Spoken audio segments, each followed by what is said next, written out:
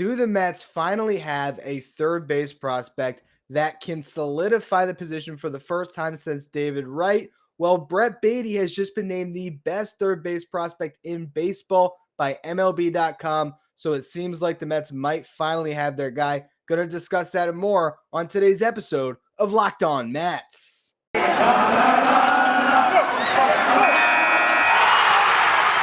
are Locked On Mets, your daily New York Mets podcast. Part of the Locked On Podcast Network, your team every day.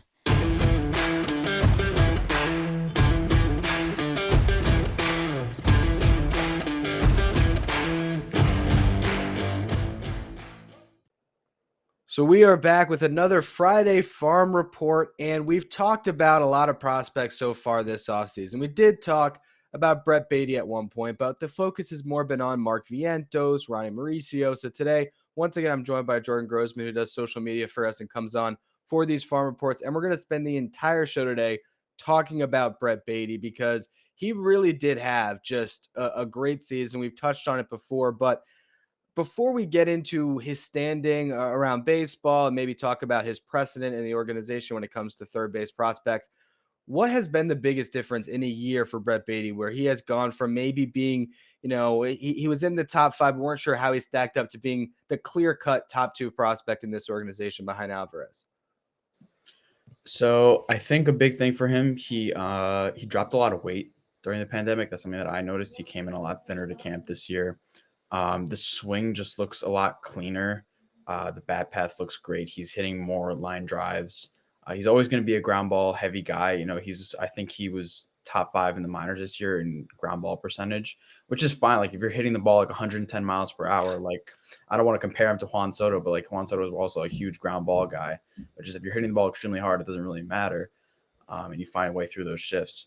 So yeah, obviously, hitting more line drives. I think the defense, his feet definitely improved a lot. The range got better. His arm has always been pretty strong, so I was never concerned about that. But yeah, it's becoming less of a first base DH type and more of like you feel very confident about this guy being a third baseman long term. Yeah, and that's huge. I mean, especially when you have Mark Vientos, where we're not still sure about that. That's still a big question mark. I think a big news for him today is the fact that it really does seem like the universal DH is coming in. So that could be a pat to at bats for Vientos this year. I just want to run through the numbers on Baty this season across 91 games between AA and AAA. Hit 292, 382 on base, 473 slugging. Has walk rate over 11% at both stops. Strikeout rate at 25%, but if he walks as much as he did, that shouldn't be a big problem. WRC plus in high A at 145, 118 WRC plus in double A, and those numbers got better, if I remember, as that season wore on.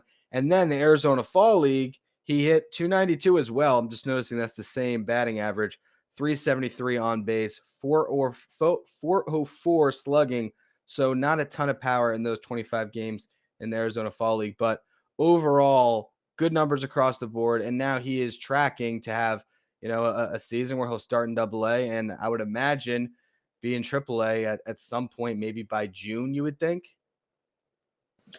Yeah, so the numbers in AA are a little bit skewed. His first 8 or 9 games up there, I remember he really didn't hit well. He was striking out a lot. But then over the final 31 games he played over there, he had an OPS over 900. So he really just started mashing the ball. He missed the last, I think, 2 weeks of the season with the COVID outbreak. So that was unfortunate to have his season end that way. But yeah, like you said, I mean, there's a case to send him to AA to start next year, just for a couple weeks, just to make sure, he's fully, he's fully comfortable in that league before you feel like pushing him up to AAA, especially like you said, you have Vientos there. He's probably closer to the majors. So you don't even want to have those guys together, probably getting too many at bats because you want them both playing third base while they're in their development stages. So I'd probably start him at AA next year. But if he goes right back there and just starts mashing again for the first 2 or 3 weeks, it makes sense to just send him right up to Syracuse. And it could be a situation where when Vientos gets the call to the show, Baty could get the call to AAA. I mean, it kind of seems like that's how they've been tracking these guys, at least this past year, where they staggered them, one at each spot. And I know they did cross paths a little bit, but certainly the Mets have been pretty aggressive with them this past year, and they both really lived up to the task. And they also both landed on the top 10 list from MLB.com for their top 10 third base prospects, which is why I wanted to have you on to talk about Baty today, because he's number one right now, according to MLB.com. He is the best third base prospect in baseball, ahead of some guys that are pretty big name prospects, and Josh Jung from the Rangers, Jordan Walker from the Cardinals. You have Nolan Jones from the Guardians, Miguel Vargas from the Dodgers, Jake Berger from the White Sox, and then Vientos coming in at number 7, Blaze Jordan and Wes Kath and AJ Vukovic round out that top 10. Reminds me of Nikola Vucevic from the Bulls on that last name there. But yeah, I mean, I was shocked to see that Baty was the top prospect in baseball by MLB.com. What was your take when you saw that as well? So when you look at the names, it's not really that shocking to me after the year Beatty had. Me personally, I'd probably have Josh Young ahead of him just because he's a guy I've always been really high on since college. His brother Jace might be even better. He's one of the most impressive college hitters in the last 5 or 6 years. I definitely recommend people check him out. I don't think he's going to get to the Mets at 11 or 14, but he's a really fun guy to watch if you're into college baseball. So I'd have Josh Young at the top, but I think Baty, if 1 or 2 is completely fine. Like, all the things we just touched on, the swing path is a lot better. He's got really good plate discipline, hit for a lot of power, and he crushed Double-A over the last 5-6 weeks of the season. So it's just a really impressive year for him. And I think it makes sense for him, especially at his age. I think he's 22 years old right now, for him to be, at the top of that list. It's the new year, so that means New Year's resolutions. And if yours is about getting fit or eating healthier, make sure you include Built Bar in your plan, because Built Bar is the protein bar that tastes like a candy bar. It is so much easier to stick to that resolution because you know that your Built Bar snacks are going to taste delicious and help you along. These are protein bars that aren't chalky or waxy or taste like chemical spills. These are delicious protein bars with so many delicious flavors to choose from, whether it's the coconut almond bar, peanut butter brownie, raspberry, my personal favorite, cookies and cream, salted caramel, mint brownie, or so much more. Built is always coming out with new limited time flavors, so make sure you check out built.com often to see what's new. Most Built bars contain just 130 calories, only 4 grams of sugar, 4 net carbs, and has 17 grams of protein. Compare that to a candy bar, which will run you 240 calories, 30 grams of sugar, and dozens of net carbs, and it is clear where you should be looking for that extra snack throughout the day. It is Built Bar. If you want to try Built Bar today, go to built.com, use the promo code LOCK15. You're going to get 15% off your next order. Again, that's promo code LOCK15 for 15% off at built.com. We have not seen the Mets have a quality potential, franchise cornerstone at the position since David Wright. We all know how that ended with the injuries. And I think we talked about this at one point, but it's still worth repeating. Just going through the Mets history since David Wright and their lack of success at developing third base prospects. You look at the third baseman they've drafted in the top 10 rounds since David Wright. It's Richard Lucas in the 4th round in 2007, Zach Lutz in the 5th round in 2007, Eric Campbell, Soup, gotta love him, 8th round in 2008, Matt Reynolds, and he was kind of drafted more as a shortstop, but 3rd round 2012. Ed Udar Garcia, 4th round 2014. David Thompson, 4th round 2015. Blake Tabiri, 3rd round 2016. Then you have Vientos and Baty. So of all those players, you had Campbell and Reynolds as the only ones that even graduated. So they have been really bad at developing third baseman or even, drafting third baseman. And obviously when you have David Wright, there's not as much of a need to go that route. But suddenly the Mets have 2 top 10 third base prospects in baseball. Yeah, like you said, when you have a franchise cornerstone like David Wright, third baseman wasn't at the top of their priority list. Most of the time when you draft those guys, if they're in high school, you're drafting them as shortstops, and eventually they'll turn into third baseman. So that can be difficult to gauge. But yeah, it's just having Vientos and Baty is just a really nice luxury to have, even if you're still going after names like Chris Bryant, like Matt Chapman, those you still want to go after those guys. But even if you fail to trade or sign for one of them, just having those 2 very close to the majors is such a big plus for this system. And you're at a point right now where the Mets are juggling this need to to not touch the farm system, not trade from the farm system, let the farm system develop after years of just, having Bertie Van Wagenen and Jeff Wilpon just gut the farm system year over year in trades. So you're trying to build out that farm, but you also have this immense pressure to win right now. And that's why, you see all the rumors of a Chris Bryant. And we've talked throughout the offseason about a million different free agents and trade targets. But I think that when you see that the Mets have, according to MLB.com, again, the best third base prospect in baseball, should they really start to plan Brett Baty into their future? Should they start to think about the fact that he could be their starting third baseman in 2023?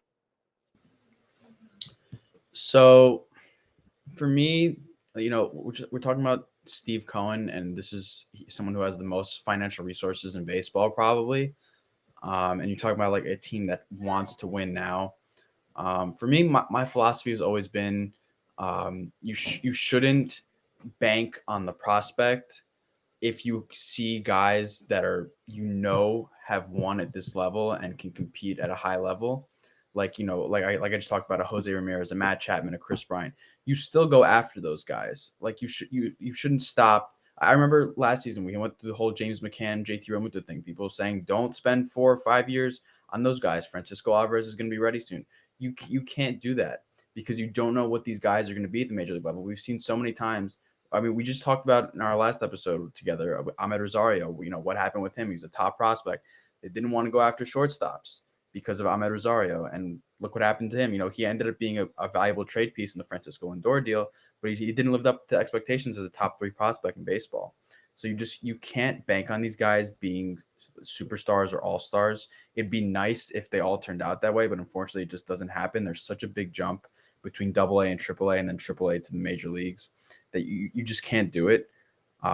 In certain circumstances, I understand it. If a guy like, let's say Baty is a consensus top 5 prospect in baseball and he's, almost a guarantee to make the major league roster at the start of next season, then I understand not going after the big names. But outside of that, I don't think it really makes sense to stay away from big name free agents where you have to pencil in Baty or Vientos as a starter in next season's lineup or 2023, like you said. I think that right now you're looking at this Mets team and they can't just get by forever on an all free agent team. Now, with Steve Cohen, I guess that's the only owner in sports that maybe you could swing that. But at a certain point, I don't think he wants to be losing hundreds of millions of dollars every single year on this Mets team. He wants them to be, self-sufficient where you can have some talent that's cheap and you need to develop your prospects to be able to grow into those roles. I look at someone like Francisco Alvarez and he is still pretty far away. So I completely understood why they signed James McCann. I wasn't thrilled with the 4 years. I talked about at the time that I thought that they either should have gone all in on Real Muto or just let Tomas Nido be, one of the best defensive catchers in baseball and not worry about the offense. But they wanted to solidify that position. I'm okay with it. When it gets to these guys with Baty and Vientos, to me, it's not a matter of not addressing the position because they aren't ready yet, but it's how you address the position. So I look at Chris Bryant, and the more I keep on thinking about this signing, and I'm just going to become the face of hating Chris Bryant. And I don't want to put myself in that position, but 6 or 7 years for this guy seriously concerns me. And I get that he'd be good for the 2022 Mets, but if you're talking about the 2024, 2025 Mets, when he's already on a bit of a decline and you do have some answers at that position, I just think you do have to factor that in a little bit when it comes to making a commitment that can span more than 5 years. I'm definitely in agreement with that. When we're talking about Bryant specifically, I was a big advocate for trading for him last winter when he was, scheduled to be a free agent this year. I think that might have been your first appearance on this show. I think it might have been. Yeah. Yeah, it was trading for Bryant and Hendricks. Yeah, that was the trade proposal I wanted to do. And I loved it. At the time, I loved it. I did. Yeah, because it made sense for 1 year. It makes sense to add a big bat like that and have him next to Francisco Lindor. But I agree with you. Putting a 6-year, $180 million offer in front of him probably doesn't make a ton of sense, especially when you see a team like the Giants, when you hear reports that they have no interest in him or close to no interest in giving him the money he wants. That's a pretty big red flag for me when the Giants, they're one of the best talent evaluating teams in baseball. Look at the year they just had with a bunch of 35, 36-year-olds. I mean, that's so impressive what they did. And Brian had a really poor finish in San Francisco. That last month of the regular season was really bad. He had a strong NLDS against the Dodgers, but outside of that, it wasn't a great look. But yeah, if we're talking about Brian specifically, I agree with you. But there's other names out there that are win now guys who are in their late 20s, early 30s, who I think they should go after if it's maybe 2 or 3 years. Just it makes sense to have those guys on board because like I said, they can compete now at this level. They've proven that they can do it at this level. Whereas Vientos and Baty, you don't know what they can do at this level. I think the only other question too that goes with that is, is Eduardo Escobar the stopgap? He just signed a 2-year deal. He said he prefers playing third base. So, that could be the option as well for the Mets. And I think that, trading for a Matt Chapman is something that would take this team to another level. It's just a matter of what it's going to cost to acquire him. And I think the thing that I get into as we talk about Brett Baty being, the top third base prospect in baseball is, do you want to trade 6 or 7 years of Brett Baty for 2 years of Matt Chapman, and then you have to sign him? Maybe, because if you do sign him, I mean, he could be the answer. Like you said before, we don't know what Baty's going to be, but I think that's the hangup that the Mets are going to be in right now when they're trying to talk trades. Is there's only a couple prospects they have that other teams want, and I think that the plan this offseason seems to be to hang on to everybody. So I think the only way I don't want to get too off topic, but the only way I'd really feel comfortable if you had one of those guys, kind of penciled in as someone that could take over for an Eduardo Escobar at third base towards the let's say if Vientos comes up in July or August, I think adding a Kyle Schwarber type, I've been pushing for him a lot on Twitter the last few weeks. I think the Mets really lack a left-handed power bat, and he's one of the best in baseball. So adding him would give me a lot more comfort knowing that they would have a rookie maybe taking 200, 300 plate appearances down the stretch. So yeah, that's something it would make me feel a little bit comfortable. Yeah, you said too, Matt Chapman. It makes sense, but what's the price? You don't really know because he had the down year, but he's still probably the best defensive third baseman in baseball. A Jose Ramirez is going to cost you a ton. It's probably going to cost one or not both of Baty and Vientos because he's such a valuable player and on such a cheap contract. So you just don't really know. BetOnline would like to wish you a happy new betting year as we continue our march to the playoffs and beyond.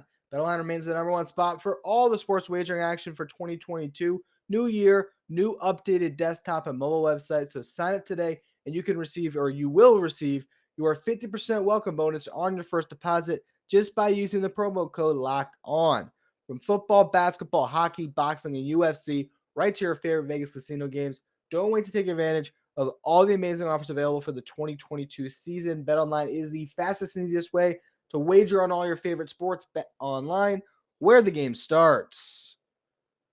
The one that's still, of all the third base trades that we've talked about this offseason, the one that I come back to is Josh Donaldson. That's the one that makes the most sense to me because it's strictly a money deal. I mean, you could get Josh Donaldson just by taking on all the salary, essentially. So that's the type of trade that makes sense to me because it doesn't get in the way of Brett Baty or Mark Vientos, but it still does give you that upgrade, and it's a high ceiling type addition for the 2022 Mets. And if it doesn't work out, you hope that you have coverage with McNeil, with Escobar, with Guillorme, and then eventually these guys coming up. Yeah, absolutely. I think Donaldson's been a guy on my list for the last few weeks. I remember you brought up the Baseball Savant page when you broke down that Donaldson episode. It's so impressive the kind of things he can do. He's still a really disciplined hitter. Hits the ball extremely hard. I know people look at him, they see the contract and they see the age, they're gonna be like, "Oh, this is Robinson Cano 2.0." But no, he's put up way better offensive numbers in the last couple of years than Robinson Cano did in Seattle. And I'm more confident in him. And especially now, like you said, the DH is probably coming next year. I feel confident if he can split third base DH time, let's say with an Escobar or with a Cano, having the time where he can, he doesn't really have to play the field 162 games. He can play maybe for 100 games or 90 games and then spend the rest of the DH position so he can keep the legs fresh. It makes a lot of sense for a guy like that. You're not giving up a Vientos for him. You're not giving up a Baty for him. It's like a JD Davis and maybe one of those lottery guys in the teenagers in the DSL or in rookie ball. because he makes so much money. He makes, I don't know what the exact number is, maybe 22 or $23 million a year for the next 2 seasons. Yeah, I think it's something like that. I think it's right around there. It's definitely not up to 25. I think you might be right. It might be 23.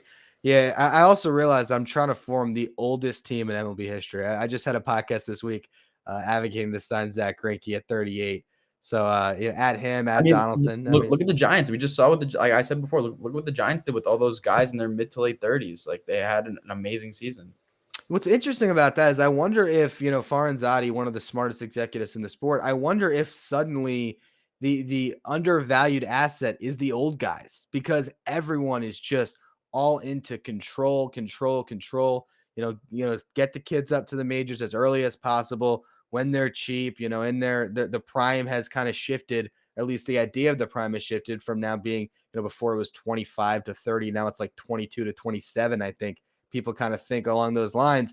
And maybe suddenly it's like, all right, well, Faranzati's going to take all these 32-year-olds and they're going to know how to win baseball games because I think one thing that we learned this year with this Mets team is even at times as bad as Kevin Pillar was, even as erratic and eccentric as Jonathan VR was, or even Jose Peraza, like there was something to be said about those veteran guys that helped you win ball games. And so I wonder if that is now an undervalued asset in sports, or at least in baseball.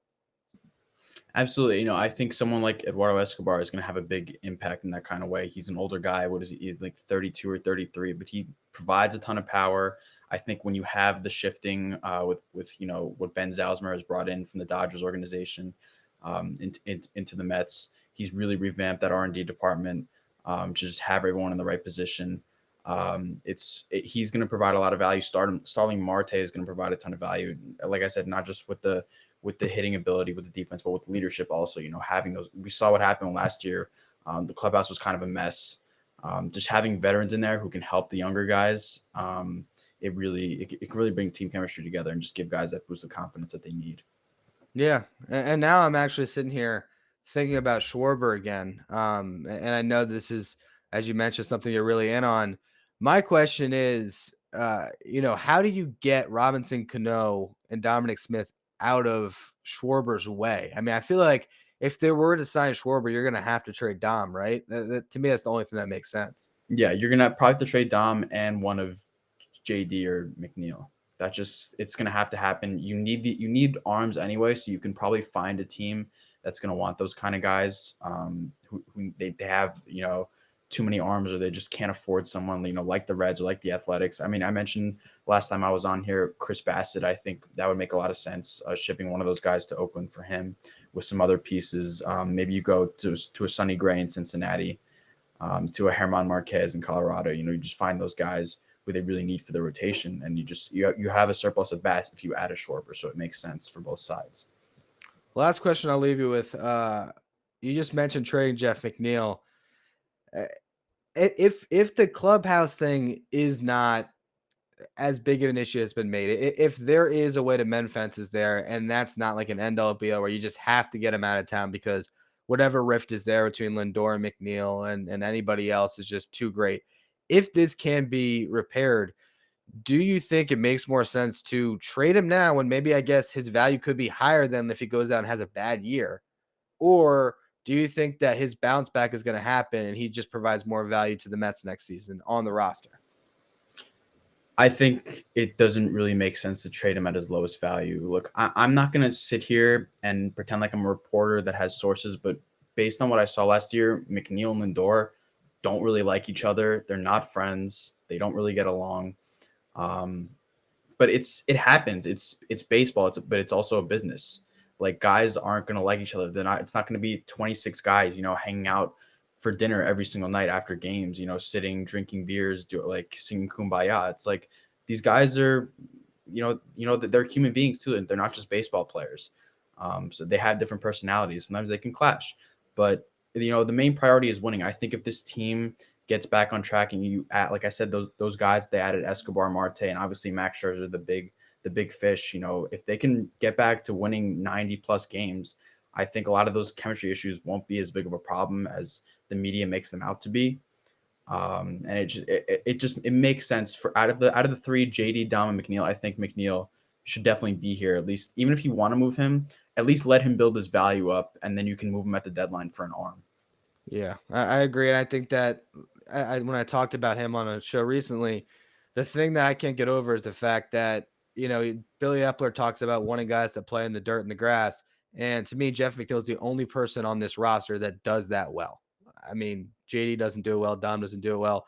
And there's really just not other options with that. And it's hard to fill that role. And there's not a lot of guys out there who can play defense well in the outfield and in the infield. But that will be this week's Farm Report. Brett Baty, the top third base prospect in baseball. Really excited to see how his season plays out. Mark Vientos, another big third base prospect in that top 10 as well. So the Mets are pretty stocked there. Hey, Ronnie Mauricio, if he was a third base prospect, who knows where he would stack up in that list as well. So as always, thank you so much, Jordan, for joining me. You can find him on Twitter at MetsFanSince02. He does work for us on the social media side at Locked On Mets. You can follow me at Finkelstein Ryan.